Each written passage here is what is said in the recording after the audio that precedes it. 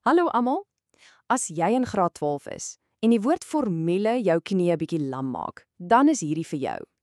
Ons weet daai eksamenstyd kom nader en daai formules kan voel soos 'n geheime kode. Maar weet jy wat? Ons gaan daai kode vandag saamkraak. Bly hier, want aan die einde hiervan gaan formules jou nuwe superkrag wees. Jy ken daai gevoel, nê? Jy blaai die vraestel oop, jou oë soek die vraag en daar is dit.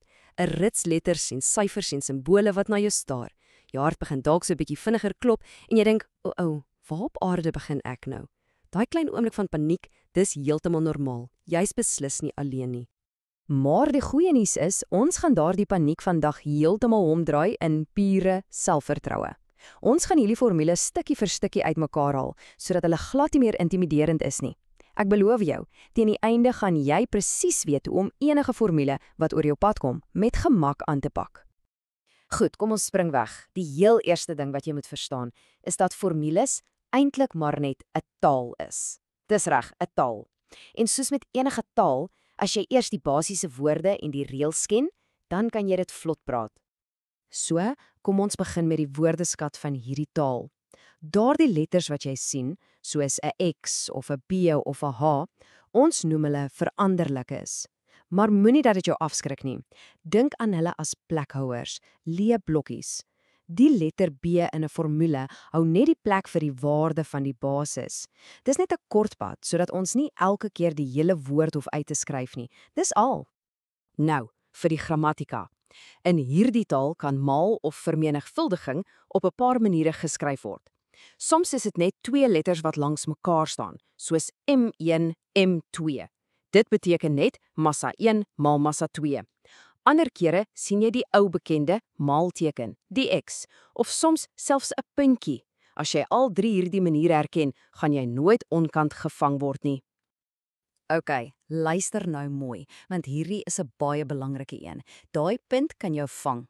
In Suid-Afrika gebruik ons 'n komma vir desimale. So 4,5 beteken 4 en 'n half. Maar as jy 'n punt sien soos 4,5, beteken dit 4 maal 5, wat 20 is. Sien jy die verskil? Dis 'n reuse verskil in jou antwoord vir 'n piepklein verskil op die papier, so wees wakker daarvoor.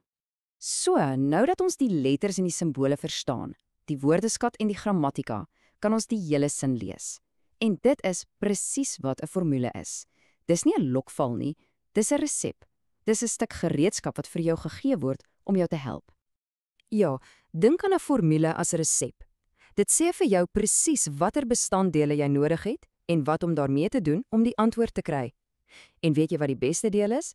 In wiskundige geletterdheid hoef jy gewoonlik nie die resep te onthou nie. Hulle gee dit vir jou in die eksamen. Jy moet net weet hoe om die resep te volg. Kom ons vat 'n ou bekende voorbeeld, die oppervlakte van 'n driehoek. Die resep of die formule sê, neem die helfte van die basis en maal dit met die loodregte hoogte. Ons kan dit in woorde skryf of ons kan die kortpad gebruik met letters, A vir area of oppervlakte, B vir basis en H vir hoogte. Sien, dis net 'n afkorting. Kom ons breek dit nog verder af. Elke letter het 'n werk. En daai letter wat so alleen aan die een kant van die is gelyk aan teken staan, in hierdie geval die A, wel, dis die hoofkarakter van ons storie. Ons noem dit die onderwerp van die formule.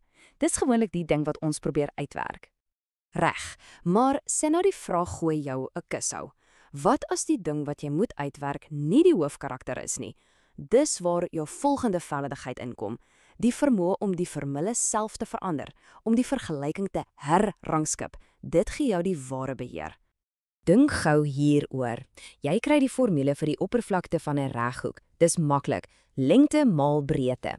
Maar wat as die vraag vir jou die antwoord gee, die oppervlakte en die breedte, en dan vir jou vra om die lengte te bereken? Wat dan? Dis eintlik heel eenvoudig. Ons begin met die oorspronklike formule. Ons doel is om lengte alleen te kry. Op die oomblik word hy gemaal met breedte. Om van daai maal breedte ontslae te raak, doen ons die presiese teenoorgestelde. Ons deel deur breedte. Maar, en hier is die goue reël, wat jy aan die een kant doen, moet jy presies dieselfde aan die ander kant doen om alles gebalanseerd te hou. So, ons deel albei kante deur breedte. Aan die regterkant kanselleer die maal en die deel mekaar uit. En sien daar, lengte is nou alleen en ons het 'n splinternuwe formule. Reg, genoeg teorie, kom ons kyk hoe hierdie vaardighede in die regte wêreld werk, met 'n tipiese vraag wat jy dalk in eksamen kan kry. Dis nou waar alles bymekaar kom. So hier is die probleem. Bereken die oppervlak van 'n sirkel. Hulle sê die deursnee is 40 meter. Hulle is gaaf, hulle gee vir jou die formule a is gelyk aan pi maal r kwadraat en hulle sê selfs jy moet 3,142 vir pi gebruik. Dit lyk reguit vorentoe nê, maar pas op. Hier is die slaggat waar soveel mense intrap. Jy sien die getal 40 en jy wil dit dadelik in die formule gaan indruk. Maar wag, lees die formule se taal. Wat het hy nodig? Hy soek vir r en r is die radius, nie die deursnee nie. So jou eerste stap is nie om te substitueer nie. Jou eerste stap is om die regte bestanddeel te kry. Jy moet eers daai 40 deur 2 deel om die radius 20 te kry. Eers dan kan jy dit in die formule sit. Hierdie wys presies hoekom dit so belangrik is om die formule te verstaan. En nadat jy die berekeninge gedoen het, voilà, daar is jou antwoord.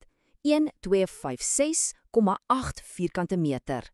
Onthou altyd jou eenhede, want ons werk met oppervlakte is die antwoord in vierkante meter. Kyk hoe mooi werk dit as jy die stappe volg. So wat het ons vandag regtig geleer?